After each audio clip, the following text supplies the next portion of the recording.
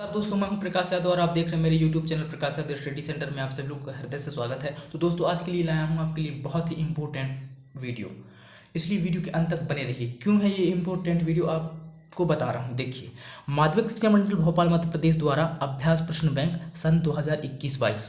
कहने का मतलब ये है दोस्तों को माध्यमिक शिक्षा मंडल भोपाल मध्य प्रदेश जो है एक अभ्यास प्रश्न बैंक भेजे हैं सभी स्कूल संस्थाओं में कक्षा 10वीं और 12वीं के लिए।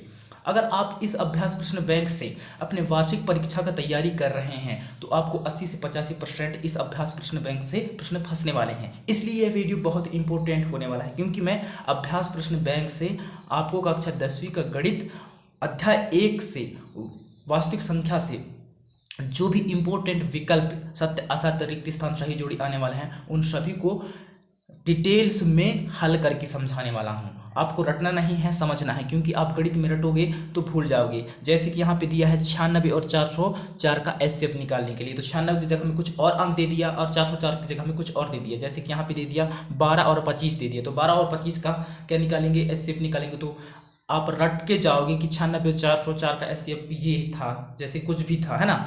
तो अगर आप रट लोगे तो भूल जाओगे, लेकिन आप विधि को समझ जाओगे तो आप जब तक जियोगे तब तक याद रखोगे। इसलिए वीडियो बहुत इंपॉर्टेंट होने वाला है, तो वीडियो के अंत तक जरूर बने रहिए। तो हम पहला प्रश्न को हल करते हैं। और अगर आप चैनल पर नए हो, चैनल को सब्सक्राइब नहीं किए हो तो चैनल को सब्सक्राइब कर लीजिए, क्योंकि माध्यमिक शिक्षा मंडल भोपाल मध्य प्रदेश द्वारा अभ्यास प्रश्न के सभी प्रश्नों को मैं हल करके शाम और सुबह टाइम वीडियो बना के अपलोड करने वाला हूं, जो कि इस अभ्यास प्रश्न बैंक से 80 से 85% प्रश्न फंसने वाले हैं। तो यही आपके फायदे की बात है, इसलिए आप चैनल को सब्सक्राइब जरूर कर लें और वीडियो अच्छा लगे तो वीडियो को लाइक करें। और बाकी के और सभी सब्जेक्टों को आप अगर प्रश्न पाना चाहते हैं तो प्लीज़ चैनल को सब्सक्राइब करके एक कमेंट्स कीजिए, तो उन सभी सब्जेक्टों के बारे में मैं वीडियो बनाऊंगा और उन जो भी अभ्यास प्रश्न बैंक के प्रश्न हैं उन प्रश्नों को हल करके आपको वीडियो बना के डालता रहूँगा शाम और सुबह दोनों टाइम।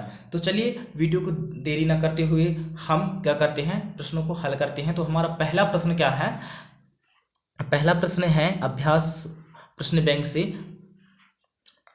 96 और 404 का एचसीएफ होगा। तो यहाँ पे मैं ऑप्शन नहीं लिखा हूँ क्योंकि आपको समझना है ना। ऑप्शन नहीं लिखा हूँ क्योंकि आपको समझना है विधि सहित कि एचसीएफ कैसे निकालते हैं। किसी भी संख्या का अगर एचसीएफ निकालने के लिए दे दो या दो से अधिक संख्याओं का, तो सबसे पहले क्या कर लीजिए, उनका गुणनखंड निकाल लीजिए। तो यहाँ पे 96 है तो 96 का हम गुणनखंड निकाल लेते हैं। तो ये कटेगा किससे, 2 से, है ना। तो 2 चौको 8, ये 9 है, 8 कटा यहाँ पे बचा 1, तो ये बन गया कितना, 16, क्योंकि यहाँ पे 6 है। तो 2 अट्ठे 16 आ गया 48, ये कटेगा 2 से, 48 भी है ना। तो 2 दूना 4, 2 चौको 8, इस तरह से आ गया 24, 24 कटेगा भी 2 से, 2 एकम 2, 2 दूना 4, इस तरह से आ गया 12, 12 कटेगा किससे, 2 से, 2 छक्का 12, इस तरह से आ गया 6, फिर 2 तिहाई 6, ये आ गया 3, 3 कटेगा 3 से, 3 एकम 3। इस तरह से हम 96 का गुणनखंड निकाल लेते हैं। अब निकालते हैं किसका, 404 का। तो 404 भी कटेगा सबसे पहले 2 से। तो यहाँ पे 2 लिख लिए हैं, 2 दूना 4, 2 शून्यम शून्य, 2 दूना 4, इस तरह से आगे 202, 202 भी कटेगा 2 से, 2 एकम 2, 2 शून्यम शून्य, 2 एकम 2, आ गया 101। अब 101 जो है किसी से नहीं कटेगा, स्वयं से कटेगा, 101 से ही कटेगा 101। तो 101 एकम 101। इस तरह से हम 96 और 404 क्या निकाल लिए हैं, गुणनखंड निकाल लिए हैं। तो चलिए इसको लिखते हैं। सबसे पहले यहाँ पे गिनते हैं, 1 2 3 4 5 2 है, तो 96 का गुणनखंड करके लिखेंगे, 96 बराबर करके लिखेंगे यहाँ पे 2 के घाते 5 और यहाँ पे गुणित 3, है ना। 1 2 3 4 5, तो 2 का घाते 5 गुणित ये वाला 3। अब यहाँ पे लिखेंगे किसको, 404 का गुणनखंडों को, है ना। तो 404 बराबर करके लिखेंगे, क्या लिखेंगे, 1 2 है तो यहाँ पे 2 का घाते 2 या 2 का वर्ग पढ़ते हैं जिसे, है ना, 2 का वर्ग, इसे पढ़ेंगे 2 का वर्ग गुणित क्या है, 101 है, तो 101। यहाँ पे अब क्या करना है, जो उभयनिष्ठ गुणनखंड है, उभयनिष्ठ गुणनखंड मतलब जो दोनों जगह पे मिले, तो यहाँ पे भी 2 है, यहाँ पे भी 2 है, तो इन दोनों को सबसे पहले ऐसे गोला लगा लीजिए, ठीक है। ये उभयनिष्ठ गुणनखंड है, यहाँ पे भी 2 है, यहाँ पे भी 2 है, लेकिन यहाँ पे 101 है और यहाँ पे 3 है, तो ये उभयनिष्ठ नहीं कहलाएगा क्योंकि अलग अलग गुणनखंड है ना। तो अब एचसीएफ निकालने के लिए याद रखना, ध्यान सुनना, एचसीएफ निकालने के लिए क्या करना होता है, जो उभयनिष्ठ गुणनखंड है, जैसे कि उभयनिष्ठ गुणनखंड के सबसे छोटी घात, तो यहाँ पे देखिए 2 का घात 5 है, तो और यहाँ पे 2 का घात 2 है, तो इनमें से सबसे छोटी घात कौन है, जी वाला है ना। कौन है? 2 का वर्ग, 2 का वर्ग या 2 का घात 2, और इसका घात तो बड़ी है।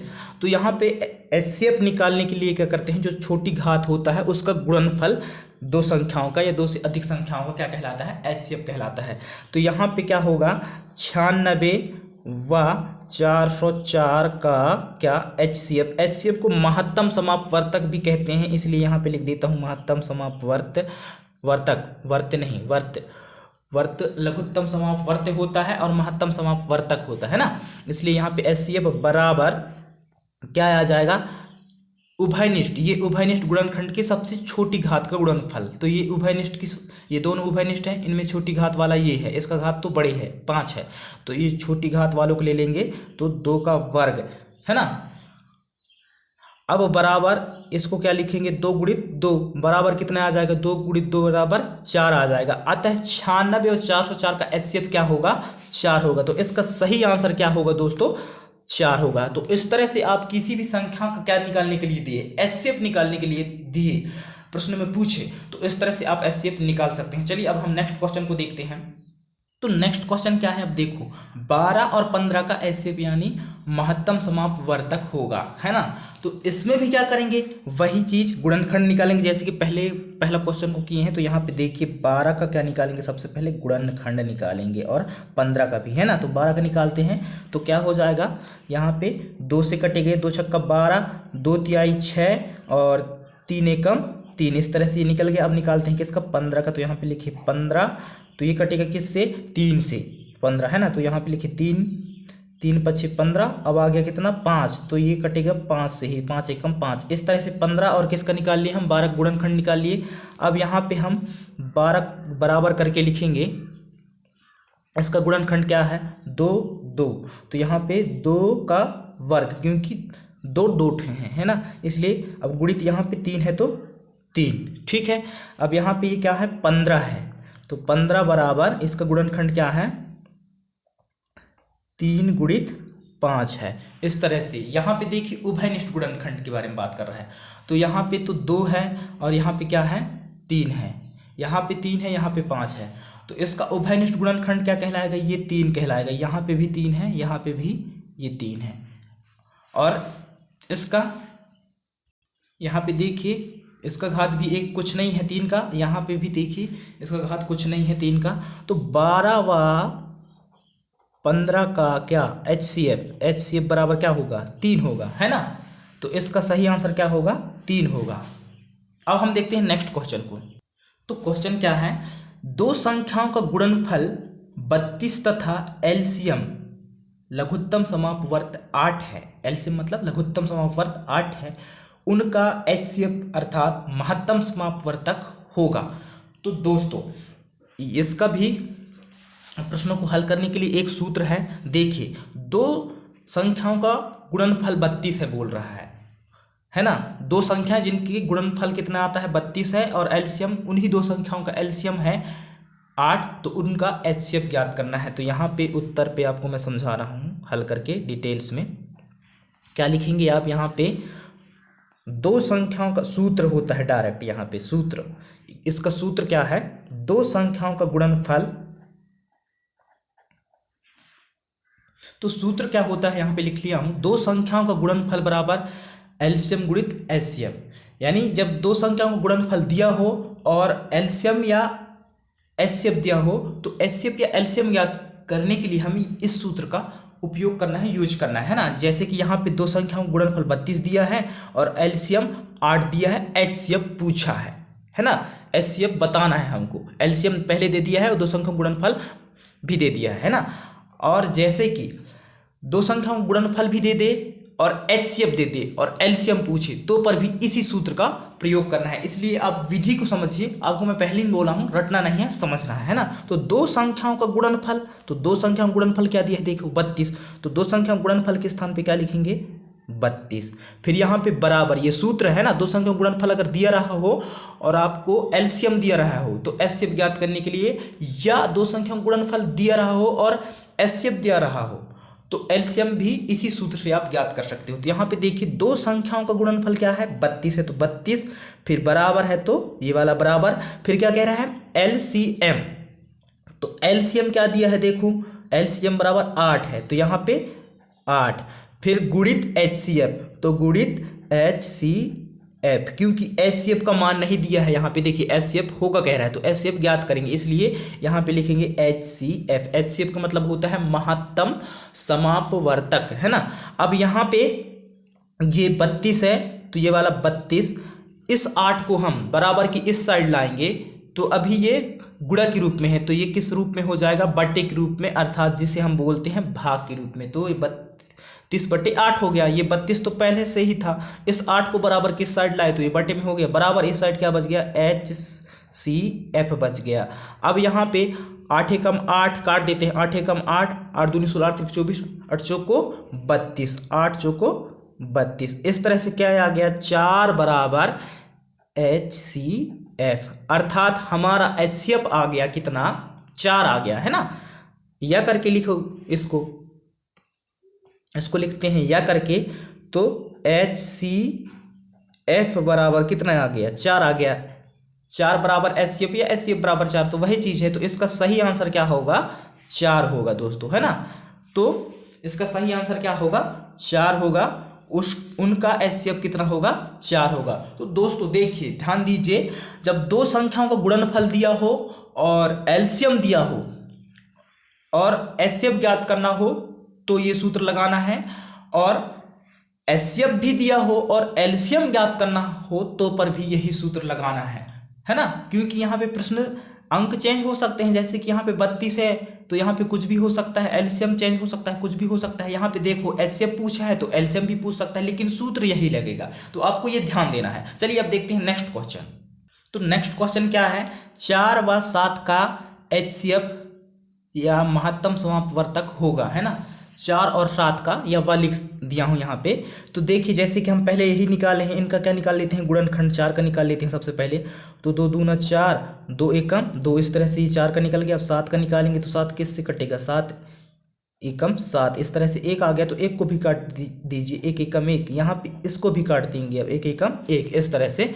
अब यहाँ पे 4 बराबर करके लिखेंगे जो इसका गुणनखंड आया है ना, तो 2 गुणित 2 मतलब 2 का वर्ग लिखेंगे, क्योंकि 2 है यहाँ पे, 2 कितने हैं, 2 है, इसलिए 2 का वर्ग गुणित 1। अब यहाँ पे 7 बराबर करके लिखेंगे, 7 गुणित 1, है ना। अब यहाँ पे उभयनिष्ठ गुणनखंड कौन है, सिर्फ क्या है, 1 है, यहाँ पे भी 1 है, 4 का गुणनखंड और 7 का भी गुणनखंड 1 है। तो इन दोनों का HCF क्या होगा, 4 व 7 का HCF 1 होगा, क्योंकि जो उभयनिष्ठ गुणनखंड का गुणनफल कहलाता है। तो यहाँ पे उभयनिष्ठ गुणनखंड 1 है ना, तो इसका सही आंसर क्या होगा, 1 होगा। इस तरह से अब नेक्स्ट क्वेश्चन देखते हैं। यहाँ पे नेक्स्ट क्वेश्चन क्या है, किसी पूर्णांक m के लिए समपूर्णांक निम्न रूप का होगा। तो देखिए किसी पूर्णांक m, पूर्णांक मतलब होता है संख्या, m के लिए कह रहा है और समपूर्णांक, तो इसका सही आंसर क्या होगा, यहाँ पे उत्तर इसका सही आंसर होगा 2m। अब 2m ही क्यों होगा, और ये ध्यान रखना, जब किसी पूर्णांक m के लिए बोले तो यहाँ पे m आएगा, p के लिए बोले तो p आएगा, n के लिए बोले तो यहाँ पे n आएगा, ये ध्यान रखना, ठीक है। अब 2 ही क्यों होगा, ये ध्यान देखो यहाँ पे, क्योंकि जब m का मान, यहाँ पे इस m का मान, जैसे मान लो यहाँ पे 2m है ना, ये 2m है, यही होगा इसका सही आंसर। 2m रूप का होगा या स्वरूप का होगा, ठीक है। किसके लिए, समपूर्णांक के लिए। क्यों होगा, अब मैं आपको समझा रहा हूँ। यहाँ पे जब हम m का मान, m गुणित कितना रख लेते हैं, 5 रख लेते हैं, तो 5 दूना कितना हो जाएगा, 10 हो जाएगा। और यहाँ पे जब हम m का मान 2 गुणित 7 रख लेते हैं तो 7 दूनी कितना हो जाएगा, 14 हो जाएगा, है ना। तो देखिए जब m का मान हम 5 रखे हैं, 5 एक कौन सी संख्या है, 5 एक विषम संख्या है, क्योंकि 2 से पूर्णतः विभाजित नहीं होती है। लेकिन जब हम m का मान 5 रखते हैं, एक विषम संख्या रखते हैं, तो हमें कितना प्राप्त होता है, 10 प्राप्त होता है, जो कि ये 2 से पूर्णतः विभाजित है ना। और यहाँ पे जब हम फिर से विषम रख लिए हैं, एक सम रखना चाहिए, यहाँ पे हमें 2 गुणित 4 रख लेते हैं, 4 क्या है, एक सम है, तो 4 दूना 8। और जब हम m का मान 4 रखते हैं, जो कि 1 4 क्या है, सम संख्या है, तो हमें कितना प्राप्त होता है, 8 प्राप्त होता है, जो कि यह क्या है, एक सम है, 2 से पूर्णतः विभाजित हो जाएगा। कहने का मतलब ये कि अगर हम m का मान सम रखें और विषम रखें तो हमें क्या प्राप्त होता है, एक सम संख्या प्राप्त होता है। देखो m का मान जब हम क्या रखें, एक विषम रखें तो पर भी सम संख्या प्राप्त होता है, और सम रखें तो पर भी सम संख्या प्राप्त होता है। तो सम पूर्णांक का रूप क्या कहलाएगा, 2m ही कहलाएगा, है ना, क्योंकि यहाँ पे जब हम m का मान विषम रखते हैं तो पर भी सम आता है, और सम रखते हैं तो पर भी सम आता है, इसलिए यह सम पूर्णांक का रूप 2m होगा। और एक बात ध्यान रखना, यहाँ पे अगर m है, m पूर्णांक के लिए बोला है तो यहाँ पे m आएगा, और यहाँ पे अगर पूर्णांक n कह दिया तो यहाँ पे 2n आ जाएगा, पूर्णांक p कह दिया तो 2p आ जाएगा, ये ध्यान रखना। चलिए अब देखते हैं हम नेक्स्ट क्वेश्चन को। क्वेश्चन है संख्याओं 5, 15, 20 के लिए एलसीएम लघुत्तम समापवर्त, है ना, और एचसीएफ महत्तम समापवर्त का अनुपात होगा। तो दोस्तों सबसे पहले क्या करेंगे, इन सभी का 5, 15 और 20 का क्या निकाल लेंगे, एलसीएम निकाल लेंगे और एचसीएफ निकाल लेंगे। सबसे पहले देखिए अनुपात बताने के लिए ये ध्यान रखना, यहाँ पे कोई भी अंक हो सकता है, इसलिए आप नियम को समझना, है ना। 5, 15, 20 की जगह कोई भी अंक हो सकता है, आपको बताना क्या है, एलसीएम और एचसीएफ में अनुपात। तो एलसीएम और एचसीएफ में अनुपात क्या होता है ये समझना है, और कैसे निकालते हैं, क्योंकि अंक तो चेंज हो सकता है लेकिन नियम चेंज नहीं हो सकता, इसलिए आप नियम को पकड़िए, है ना। तो यहाँ पे सबसे पहले क्या करेंगे, एलसीएम निकालेंगे सभी का, 5, 15 और 20 का। तो यहाँ पे लिखते हैं 5, 15 व किसका, 20 का क्या, एलसीएम यहाँ पे हम निकाल लेते हैं। सबसे पहले किसका निकालते हैं, 5 का गुणनखंड निकालते हैं। तो 5, 5 से कटेगा 5 एकम 5, 1 एकम 1, इस तरह से। यहाँ पे अब किसका निकाल लेते हैं, 15 का। तो 15 किससे कटेगा, 3 से, 3 बचे 15, इस तरह से आ गया 5, 5 किससे कटेगा, स्वयं से, 5 एकम 5, इस तरह से 1 को भी काट देते हैं यहाँ पे, 1 एकम 1, है ना। अब 20 का निकाल लेते हैं। तो 20 किससे कटेगा, 2 से। तो 2 एकम 2, 2 शून्यम शून्य आ गया 10, ये भी कटेगा 2 से, 2 पंचे 10, ये कटेगा 5 आ गया है तो 5 से ही, तो 5 एकम 5, इस तरह से 1 एकम 1। अब हम क्या कर लिए हैं, इन सभी का क्या निकाल लिए हैं, गुणनखंड निकाल लिए हैं। अब इन गुणनखंडों को लिख लेते हैं यहाँ पे साइड में, है ना। कहाँ पे लिख देता हूँ मैं, यहाँ पे लिख देता हूँ, ज़्यादा उचित रहेगा, है ना। किसका, सबसे पहले 5 का गुणनखंड लिखते हैं। तो 5 बराबर क्या है, 5 गुणित 1, है ना, 5 गुणित 1 कहलाएगा। अब क्या लिखते हैं, 15 का लिखते हैं। तो यहाँ पे लिखते हैं 15 बराबर क्या है, 3 गुणित 5 गुणित 1। तो यहाँ पे लिखेंगे 3 गुणित 5, ये वाला 5 गुणित 1।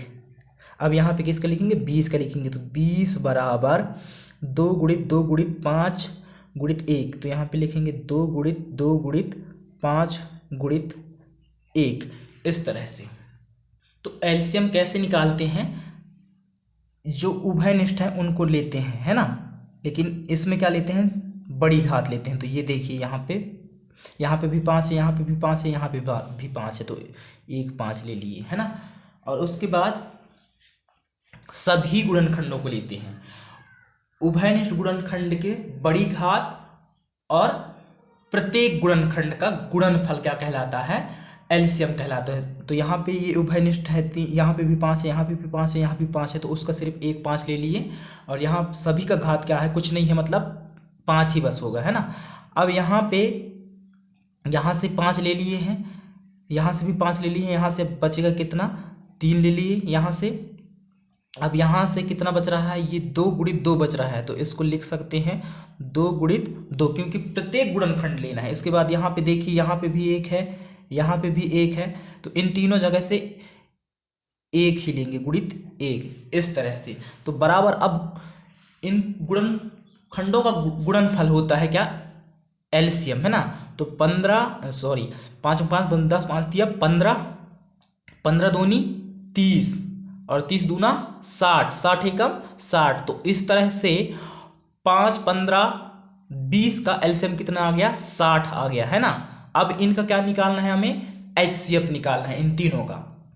तो 5, 15 व 20 का एचसीएफ, तो एचसीएफ क्या निकालते हैं, उभयनिष्ठ गुणनखंड का छोटी घात का गुणनफल एचसीएफ कहलाता है। तो उभयनिष्ठ कौन कौन है यहाँ पे देखिए, इसमें भी 5 है, इसमें भी 5 है, इसमें भी 5 है, तो ये उभयनिष्ठ गुणनखंड कहला गए है ना। यहाँ पे भी ये 5 था, यहाँ पे भी ये 5 है, यहाँ पे भी ये 5 है, ये 5 से हम सिर्फ एक 5 लेंगे। उसके बाद जो उभयनिष्ठ है उसको बस लेते हैं, तो यहाँ पे भी एक, यहाँ पे भी एक, यहाँ पे भी एक, तो गुणित सिर्फ एक एक, इस तरह से 5 एकम 5। तो 5, 15 व 20 का एचसीएफ कितना आ गया, 5 आ गया, और एलसीएम कितने आ गया, 5, 15 व 20 का 60 आ गया। और हमें इस प्रश्न में क्या बताना है, एलसीएम और एचसीएफ का अनुपात बताना है ना। तो एलसीएम और एचसीएफ का अनुपात बराबर, इसका सूत्र होता है, तो अनुपात बराबर होता है एलसीएम अनुपात एचसीएफ।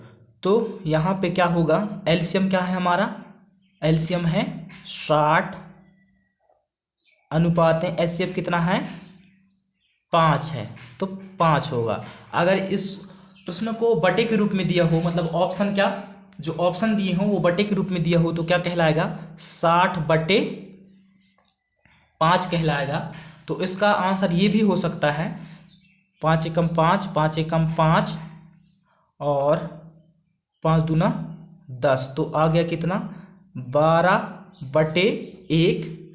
तो इसको इस तरह से भी लिख सकते हैं, 12/1 भी लिख सकते हैं, या 12/1 भी लिख सकते हैं, ठीक है। तो ये याद रखना चाहिए, रखना है आपको कि इसको हम बटे में भी लिख सकते हैं जो अनुपात रहता है। तो इसका आंसर अगर बटे में दिया हो तो 12/1 हो सकता है, या कितना हो सकता है, 60/5 भी हो सकता है, 60/5 या 12/1 भी हो सकता है अगर बटे में ऑप्शन दिया है तो। और अनुपात में दिया है तो क्या क्या हो सकता है, 60/5 हो सकता है और 12/1 हो सकता है, क्योंकि काट के आया है ये। तो इस तरह से क्या करना है, जब संख्या दिया हो और इन यहाँ पे जैसे कि संख्या दिया है, जैसे कि 5, 15, 20 के लिए एलसीएम और एचसीएफ का अनुपात होगा, तो जब एलसीएम और एचसीएफ का अनुपात पूछे तो उन संख्याओं को क्या करना है, एचसीएफ और एलसीएम निकालना है, एचसीएफ और एलसीएम निकाल लेना है। और इन एचसीएफ और एलसीएम का जो अनुपात होता है वो क्या होता है, अनुपात बराबर होता है एलसीएम अनुपात एचसीएफ होता है। और इस तरह से आप बता सकते हो। तो इसका सही आंसर क्या होगा, अनुपात की बात करें तो यहाँ पे 60/5 होगा, 60/5 हो भी सकता है ना। अगर ऑप्शन में 60/5 दिया है तो 60/5 को टिक लगाइए, या फिर अगर ऑप्शन में दिया है कितना, 12/1, तो 12/1 को आप आंसर में लिखिए, या फिर अगर बटे के रूप में दिया है तो 60/5 दिया है उसको सही आंसर में लिखिए, या फिर कितना दिया होगा, 12/1। तो ये दोनों नहीं देगा, जैसे कि अगर दे दिया है 60/5 दिया है तो ये नहीं देगा 12/1, और 12/1 दिया होगा तो 60/5 नहीं देगा। और जैसे कि 60/5 दिया है तो 12/1 नहीं देगा, और 12/1 दिया रहे होगा ऑप्शन में तो 60/5 नहीं दिया होगा। तो इस तरह से आपको ध्यान देना है। तो उम्मीद कर रहा हूँ कि आप ये समझ गए होंगे कैसे याद करना है ना। तो आपको समझना है, रटना नहीं है। चलिए अब देखते हैं नेक्स्ट क्वेश्चन को। तो नेक्स्ट क्वेश्चन है हमारा रिक्त स्थानों से प्रश्न क्रमांक 2 का पहला प्रश्न है, भाज्य बराबर भाजक गुणित भागफल। तो ये एक सूत्र है, धन क्या होता है, शेष फल होता है। तो यहाँ पे क्या होगा, शेष फल होगा, ये सूत्र है ना, भाज्य बराबर भाजक गुणित भागफल धन शेष फल। अब देखते हैं नेक्स्ट क्वेश्चन को। तो सेकंड क्वेश्चन है, संख्याओं 8, 9 और 25 का एचसीएफ मान खाली स्थान होगा। अर्थात यहाँ पे 8, 9 और 25 का एचसीएफ निकालने के लिए बोला है। तो जैसे कि आपको पता है हम पहले से निकालते आ रहे हैं, तो क्या करेंगे, इन सभी का गुणनखंड सबसे पहले निकालेंगे 8 का। तो यहाँ पे हम लिख सकते हैं कि 8, 9 व किसका 25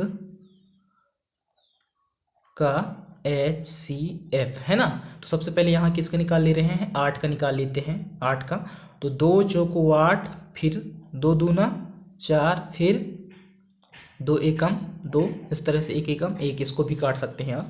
अब यहाँ से ये किसका निकल गया, 8 का निकल गया। अब यहाँ से हम किसका निकाल लेते हैं, 9 का। तो यहाँ पे लिख लेता हूँ 9, ये किससे कटेगा, 3 से, 3 तिहाई 9, फिर 3 एकम 3, फिर इस 1 को भी काटोगे तो 1 एकम 1, इस तरह से अब किसका निकाल लेते हैं हम, 25 का। तो यहाँ पे लिखते हैं 25, ये किससे कटेगा, 5 से, तो 5 25, 5 एकम 5 और 1 एकम 1।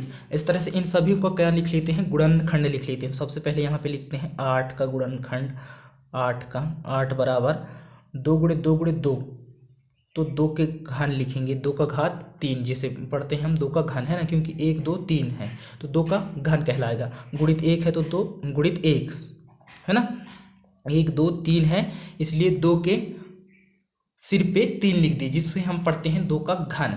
अब यहाँ पे क्या लिखेंगे, 9 का गुणनखंड, तो 9 बराबर 1 2, 3 कितने हैं, 2 हैं, तो 3 के सिर पे 2 लिख देते हैं, जिसको हम पढ़ते हैं 3 का वर्ग। अब यहाँ पे गुणित 1 है तो 1, अब यहाँ पे हम किसको लिखेंगे, 5 को, तो 5 कह रहा हूँ, 25 का गुणनखंड लिखेंगे, तो यहाँ पे 25 बराबर क्या दिया है, 1 2, 5 कितने हैं, 2 है, इसलिए 5 के सिर पे 2, जिसे हम पढ़ते हैं 5 का वर्ग, गुणित फिर ये 1 है तो गुणित 1। इस तरह से तो एचसीएफ निकालने के लिए क्या करते हैं, क्या, क्योंकि यहाँ पे क्या पूछा है, एचसीएफ पूछा है ना, तो एचसीएफ निकालने के लिए क्या करते हैं, उभयनिष्ठ गुणनखंड का सबसे छोटी घात का गुणनफल एचसीएफ कहलाता है। तो उभयनिष्ठ देखिए यहाँ पे 2 है, यहाँ पे 3 है, यहाँ पे 5 है, उभयनिष्ठ नहीं है, यानी तीनों जगह पे ये सब अलग अलग है। उभयनिष्ठ क्या है, सिर्फ 1 है, यहाँ पे भी 1 है, यहाँ पे भी 1 है, यहाँ पे भी 1 है।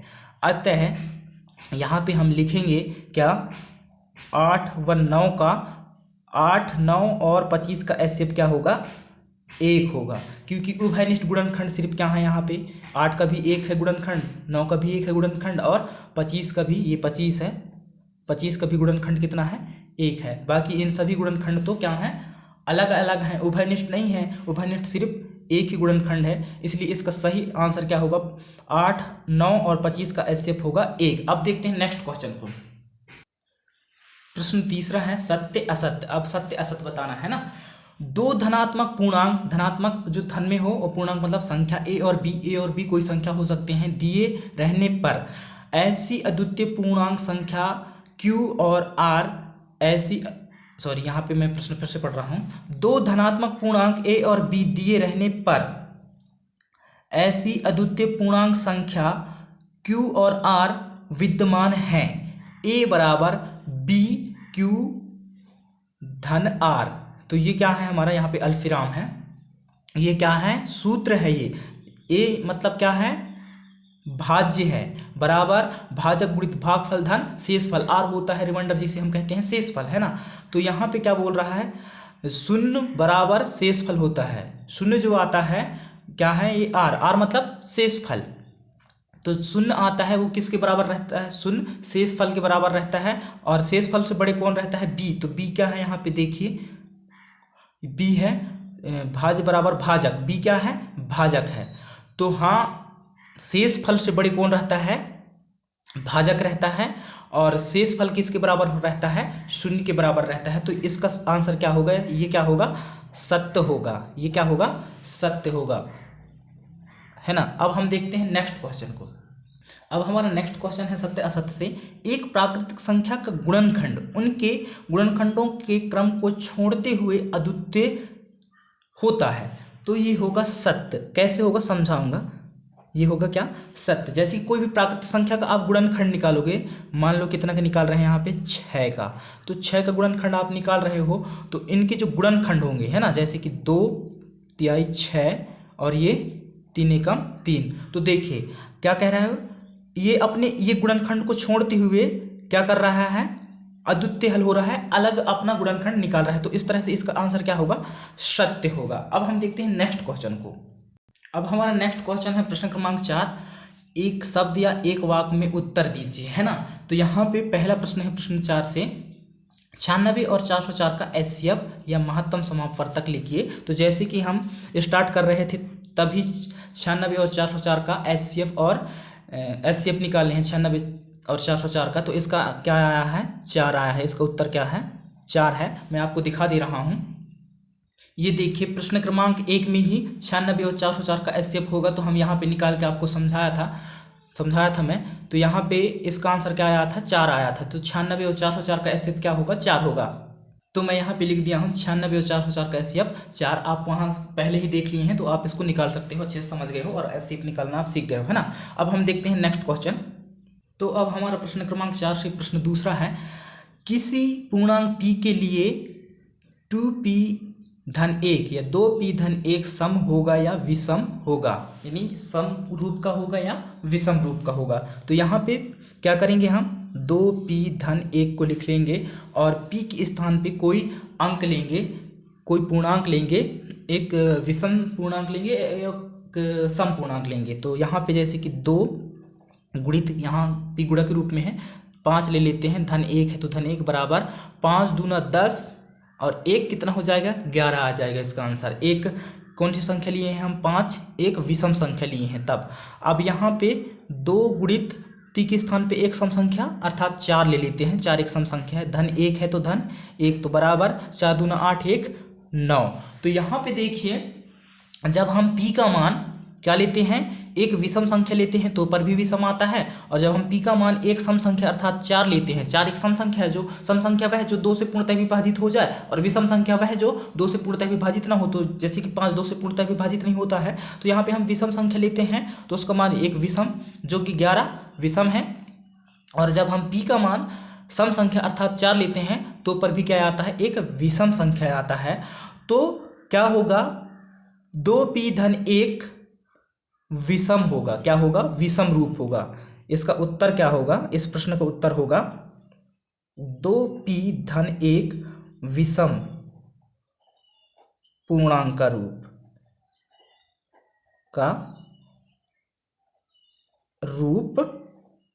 है, क्योंकि हम इससे पहले पढ़े हैं जो 2m है वो क्या है, सम पूर्णांक का रूप है। तो यहाँ पे 2p-1 कर दिया है तो ये विषम पूर्णांक हो गया है ना। यहाँ पे p पूछा है इसलिए p लिखे हैं, अगर यहाँ पे पूछता m तो यही क्या बन जाता, 2m-1 बन जाता है ना, लेकिन यहाँ पे p बोला है, p पूछा है इसलिए p बनाया है, ठीक है। तो इस तरह से ये भी ध्यान देना कि जो यहाँ पे पूर्णांक पूछे, जैसे कि p पूछे तो p होगा यहाँ पे, और m पूछे तो m होगा, n पूछे तो n होगा, ये ध्यान रखना। तो इस तरह से यहाँ पे ये क्या होगा, विषम पूर्णांक का रूप होगा, क्योंकि यहाँ पे जब हम p का मान एक विषम संख्या रखते हैं तो पर भी एक विषम संख्या या मान आता है या पूर्णांक आता है, और जब हम p का मान एक सम रखते हैं तो पर भी 9 क्या है, एक विषम है, विषम ही आता है, अतः यह विषम पूर्णांक का रूप होगा। थैंक यू सो मच पूरे वीडियो देखने के लिए दोस्तों। अब मिलते हैं नेक्स्ट वीडियो में, वास्तविक संख्याओं से पूछने वाले कुछ मोस्ट प्रश्नों के बारे में जानेंगे अब हम नेक्स्ट वीडियो में। थैंक यू सो मच, मिलते हैं नेक्स्ट वीडियो में, आपका दिन शुभ हो।